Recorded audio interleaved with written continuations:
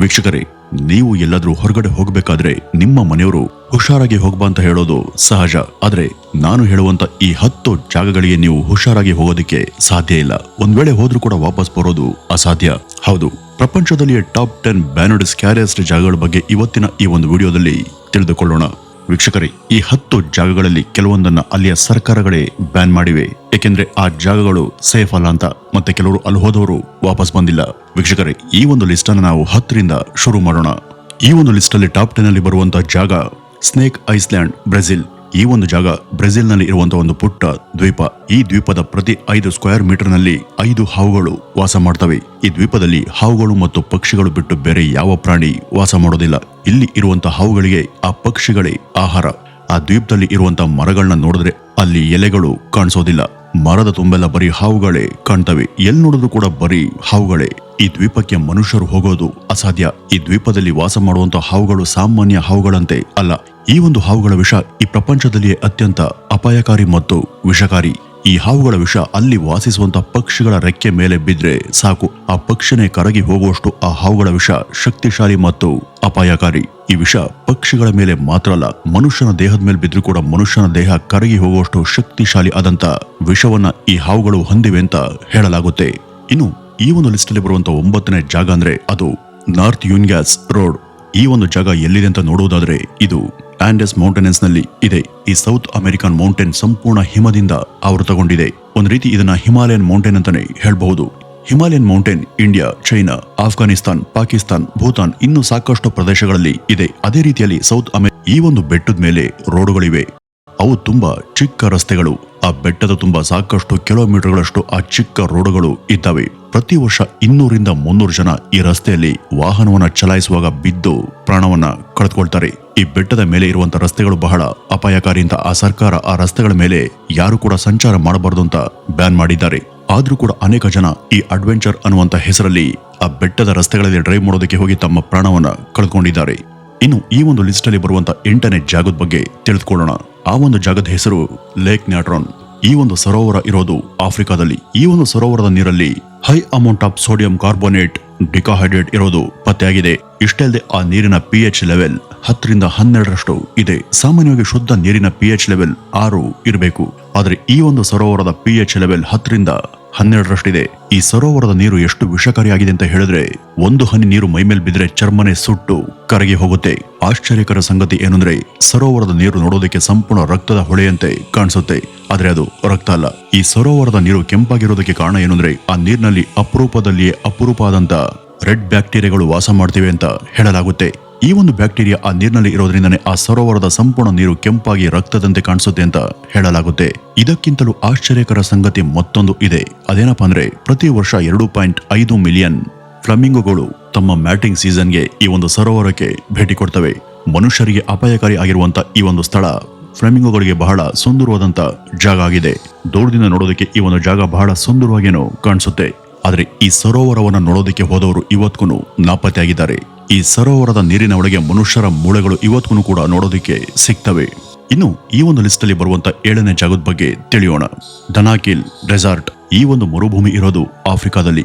ಈ ಮರುಭೂಮಿಗೆ one of the hottest place of earth ಅಂತ ಕರೆಯಲಾಗುತ್ತೆ.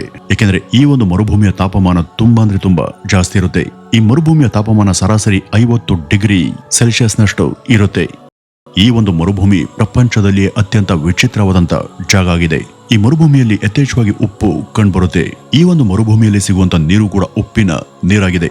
ಇನ್ನೂ ವಿಚಿತ್ರ ಅಂದ್ರೆ, ಈ ಮರುಭೂಮಿಯಲ್ಲಿ ನೀರಿನ ಬುಗ್ಗೆಗಳ ರೀತಿ ಆಸಿಡ್ ಬುಗ್ಗೆಗಳು ಕೂಡ ಕಂಡುಬರ್ತವೆ. ಎಷ್ಟೋ ಒಂಟೆಗಳು ಮತ್ತು ಮಾನವರು ಈ ಮರುಭೂಮಿಯಲ್ಲಿ ಶವವಾಗಿ ಹೋಗಿದ್ದಾರೆ. ಅಲ್ಲಿ ವಾಸ ಮಾಡೋದು ನಿಜವಾಗ್ಲೂ ಅಸಾಧ್ಯವಾದಂತ ಸಂಗತಿ. ಇನ್ನು ಈ ಒಂದು ಲಿಸ್ಟ್ ಅಲ್ಲಿ ಬರುವಂತ ಮುಂದಿನ ಜಾಗದ ಹೆಸರು ಬಿಕಿನಿ ಅಟಾಲ್. ಇದು ಕೂಡ ಒಂದು ದ್ವೀಪ.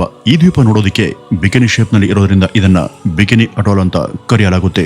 ಈ ಒಂದು ದ್ವೀಪದಲ್ಲಿ ಅಮೆರಿಕ ತನ್ನ ಎಲ್ಲಾ ರೀತಿಯಾದಂತ ಅಣುಬಾಂಬ್ಗಳನ್ನ ಪರೀಕ್ಷೆ ಮಾಡಿದೆ. ದಶಕಗಳಿಂದ ಅತ್ಯಂತ ಅಪಾಯಕಾರಿ ಆದಂತ ಅಣುಬಾಂಬ್ಗಳನ್ನ ಟೆಸ್ಟ್ ಮಾಡಿ ಈ ದ್ವೀಪದಲ್ಲಿ ಮಣ್ಣು, ಗಾಳಿ, ನೀರು ಎಲ್ಲವೂ ಕೂಡ ಬಹಳ ಅಪಾಯಕಾರಿ ಆದಂತ ರೇಡಿಯೇಷನ್ಗೆ ಒಳಗಾಗಿದೆ. ಒಂದ್ ವೇಳೆ ಯಾರಾದ್ರೂ ಈ ದ್ವೀಪಕ್ಕೆ ರೇಡಿಯೇಷನ್ ಸೂಟ್ ಅನ್ನು ಧರಿಸದೆ ಹೋದ್ರೆ ಅವ್ರಿಗೆ ಅಪಾಯ ಕಟ್ಟಿಟ್ಟ ಬುತ್ತಿ. ಸಂಪೂರ್ಣ ದ್ವೀಪ ರೇಡಿಯೇಷನ್ಗೆ ಒಳಗಾಗಿದೆ. ಇನ್ನು ಈ ಒಂದು ಲಿಸ್ಟ್ ಅಲ್ಲಿ ಬರುವಂತ ಮುಂದಿನ ಜಾಗದ ಹೆಸರು ಓಮ್ಯಾಕಾನ್. ಈ ಒಂದು ಜಾಗ -40 ಡಿಗ್ರಿ ಸೆಲ್ಸಿಯಸ್ ವರೆಗೂ ಹೋಗುತ್ತೆ. ಈ ಒಂದು ಜಾಗದಲ್ಲಿ ಜನಸಂಖ್ಯೆ ಬಹಳ ಕಡಿಮೆ. ಅಲ್ಲಿ ವಾಸ ಮಾಡೋರು ಮುಖ್ಯವಾಗಿ ರಿಸರ್ಚ್ ಮಾಡುವಂತ ಕಾರಣದಿಂದ ಅಲ್ಲಿ ಇದ್ದಾರಷ್ಟೇ. ಈ ಒಂದು ಪ್ರದೇಶದಲ್ಲಿ ಯಾವಾಗಲೂ ಕಾರನ್ನ ಸ್ಟಾರ್ಟ್ ಮಾಡಿನೇ ಇಡಬೇಕು. ಒಂದ್ ಸ್ವಲ್ಪ ಸಮಯ ಕಾರನ್ನ ಆಫ್ ಮಾಡಿದ್ರೆ ಮತ್ತೆ ಕಾರ್ ಆನ್ ಆಗೋದು ಅಸಾಧ್ಯ. ಇಲ್ಲಿ ಸೂರ್ಯನನ್ನ ನೋಡೋದೇ ಅಪರೂಪ ಆಗಿದೆ. ಈ ಒಂದು ಸಣ್ಣ ಹಳ್ಳಿ ಸಂಪೂರ್ಣವಾಗಿ ಮಂಜಿನಿಂದ ಆವೃತವಾಗಿದೆ. ಎಷ್ಟೇ ಬಿಸಿಯಾದಂತ ನೀರಿದ್ರೂ ಕೂಡ ಒಂದೇ ಒಂದು ಸೆಕೆಂಡ್ ನಲ್ಲಿ ತಣ್ಣಗಾಗಿ ಮಂಜುಗೆಡ್ಡೆಯಾಗಿ ಬದಲಾಗುತ್ತೆ. ಇಲ್ಲಿ ಸಾಮಾನ್ಯ ಜನರು ವಾಸ ಮಾಡೋದು ತುಂಬಾ ಕಷ್ಟ, ಆದ್ರೂ ಕೂಡ ಜನರು ಇಲ್ಲಿ ವಾಸ ಮಾಡ್ತಿದ್ದಾರೆ.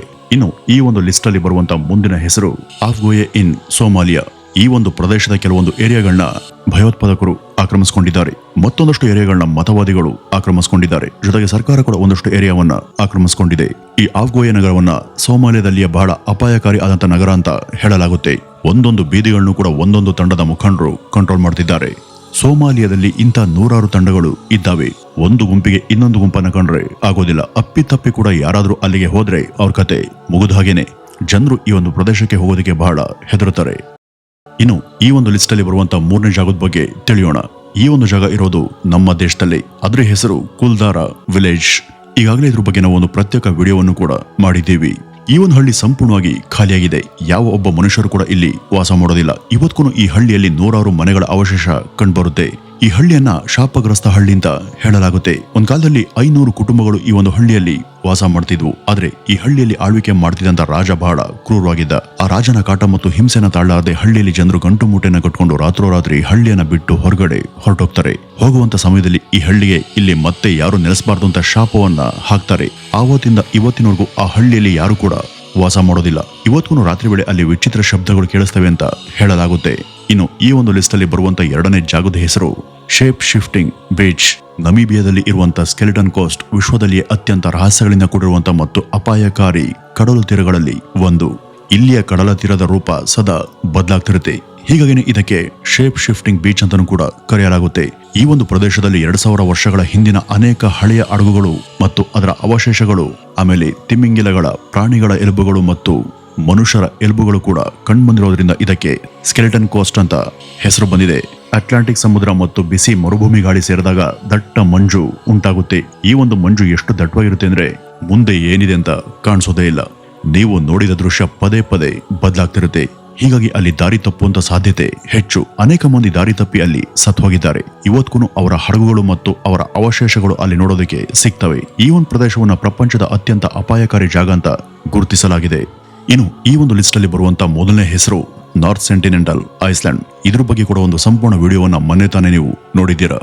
ಈ ಒಂದು ದ್ವೀಪದಲ್ಲಿ ಅನೇಕ ದಶಕದ ಹಿಂದಿನಿಂದಲೂ ಕೂಡ ಆದಿಮಾನವರು ವಾಸಿಸುತ್ತಿದ್ದಾರೆ. ಅಲ್ಲಿ ವಾಸ ಮಾಡುವಂತ ಆದಿಮಾನವರು ಬೇರೆ ಜನರೊಂದಿಗೆ ಯಾವತ್ತೂ ಕೂಡ ಬೆರೆಯೋದಿಲ್ಲ.